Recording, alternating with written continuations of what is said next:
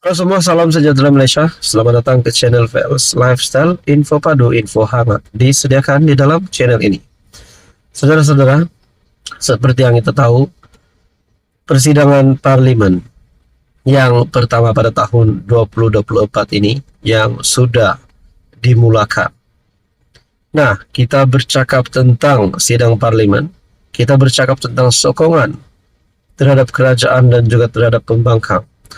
Kita juga tahu Datuk Seri Anwar Ibrahim sebagai Perdana Menteri juga telah mendapat sokongan daripada ahli parlimen pembangkang, tidak lain dan tidak bukan 6 MP bersatu ataupun dari Perikatan Nasional yang sudah menyatakan sokongan terhadap kerajaan perpaduan. Tidak lain dan tidak bukan berkaitan dengan peruntukan untuk pengundi di kawasan mereka. Namun saudara-saudara, satu hal yang membuat Dewan kecoh di dalam satu artikel daripada FMT. Seorang lagi bos besar bersatu, itu Wan Saiful Wanjan. Dewan kecoh selepas Wan Saiful dakwa di Ubud, ditawar habuan sokong PM. Wan Saiful Wanjan mendakwa tawaran menyokong Perdana Menteri itu dibuat sejak beliau didakwa di mahkamah session atas kes pengubahan wang haram. Sidang Dewan Rakyat kecoh dengan pertikaman lidah beberapa wakil rakyat. Susulan dakwaan ahli parlimen Tasik Gelugor Wan Saiful Wanjan yang mendakwa di Ubud dan ditawar habuan untuk menyokong PM. Benarkah Wan Saiful Wanjan ini di Ubud? Kalau benar sudah pasti rakyat ataupun penyokong-penyokong mahu tahu bukti, mahu lihat bukti bahawa beliau ini memang di Ubud. Wan Saiful dari PN mendakwa ugutan itu dibuat sejak beliau didakwa di mahkamah. Saya telah beberapa kali diajak dan diugut menyokong Perdana Menteri, katanya semasa perbahasan titah diraja di Dewan Rakyat. Bagaimanapun, dakwaan yang dibuat Wan Saiful itu telah dibantah oleh beberapa MP kerajaan. PH Jelutong, RSN Raya menggesa Wan Saiful membuat laporan kepada SPRM atas dakwaannya itu. Kalau anak jantan buat laporan SPRM, katanya Speaker Dewan Rakyat Johari Abdul turut meminta Wan Saiful untuk tidak meneruskan dakwaannya itu di Dewan Rakyat.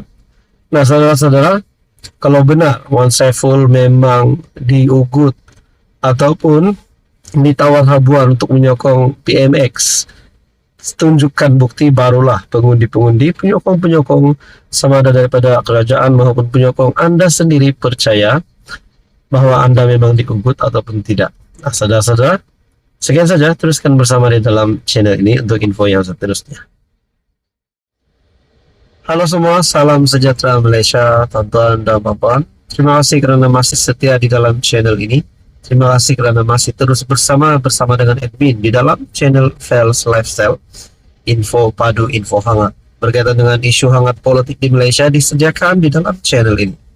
Bercakap tentang jawatan Menteri Keuangan, baru-baru ini Datuk Seri Anwar Ibrahim digesa oleh Hamzah Zainuddin untuk meletakkan jawatan, di mana Hamzah berkata Anwar patut pecat Menteri Keuangan, di mana kita sendiri tahu platform atau portfolio Menteri Keuangan yang dipegang oleh Datuk Seri Anwar Ibrahim sendiri. Nah, satu lagi perkongsian yang mengejutkan daripada Syabudin Husin ataupun Syabudin.com. Anwar patut serah jawatan Menteri Keuangan kepada Rafizi. Makna kata ada gesaan untuk Anwar letak jawatan dan menyerahkan jawatan Menteri Keuangan kepada Rafizi. Adakah dengan ini Rafizi sebagai Menteri Ekonomi akan dilucutkan, akan ditukar kepada Kementerian Keuangan? Nah, maknanya Rafizi meletakkan jawatan sebagai Menteri Ekonomi dan akan memegang jawatan sebagai Menteri Keuangan. Adakah begitu ceritanya? Nah, seperti yang dinyatakan oleh Syabudin, Anwar patut serah jawatan Menteri Keuangan kepada Rafizi. Akibat kejatuhan nilai ringgit, Anwar Ibrahim selaku Perdana Menteri dan Menteri Keuangan kini dihentam dengan teruk daripada segenap sudut, tak kira siang atau malam. Lebih teruk lagi, hentaman itu karena tindakan Anwar sendiri cuba mengelak daripada menjawab pertanyaan media berkenaan kejatuhan ringgit itu. Sebaliknya menyerahkan kepada Governor Bank Negara untuk menjawabnya. Di mata banyak pihak, tindakan Anwar itu dilihat sebagai kurang rasa pertanggungjawaban kerana sebagai Perdana Menteri sekaligus merangkap Menteri Kewangan, tiada siapa selain beliau yang paling layak untuk menjawab isu kejatuhan nilai ringgit. Lebih lagi, dalam banyak episod kejatuhan nilai ringgit sebelum ini, Anwar lah yang paling lantang menyalahkan Perdana Menteri dan Menteri Kewangan terdahulu.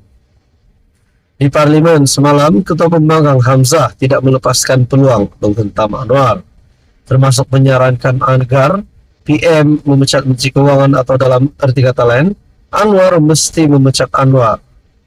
Dengan segala apa yang berlaku kebelakangan ini,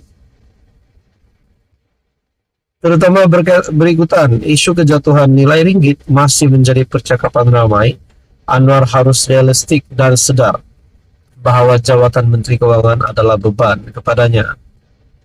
Sebagai PM yang sibuk dengan pelbagai urusan, memegang jawatan Menteri Kewangan dalam waktu yang sama hanya menjadikan portfolio itu kurang diberikan tumpuan. Walaupun ada Menteri Kewangan kedua, Amir Hamzah, untuk membantunya, peranan komitmen dan tanda tangan Anwar selaku Menteri Kewangan pertama tetap lebih utama. Dan melihat kepada apa yang berlaku sejak lebih setahun yang lalu, harus diakui bahawa Anwar seperti tidak mampu memikul dua tanggungjawab selaku PM dan Menteri Kewangan.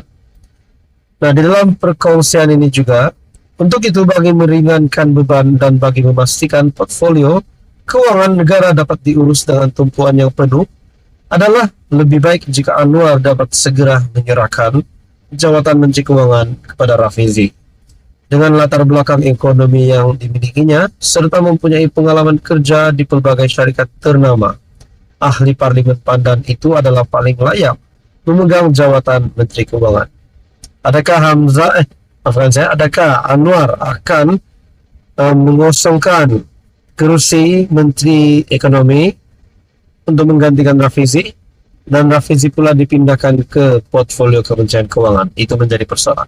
Nah, saudara-saudara, kalau ini benar, siapa yang layak untuk memegang portfolio Menteri Kewangan selain Rafizi, ataupun mungkin Menteri Ekonomi selain Rafizi? Apa komen Anda, saudara-saudara? Anda boleh komen di bawah. Sekian saja. Teruskan bersama di dalam channel ini untuk info yang seterusnya. Jangan lupa tekan butang like, share, dan juga subscribe.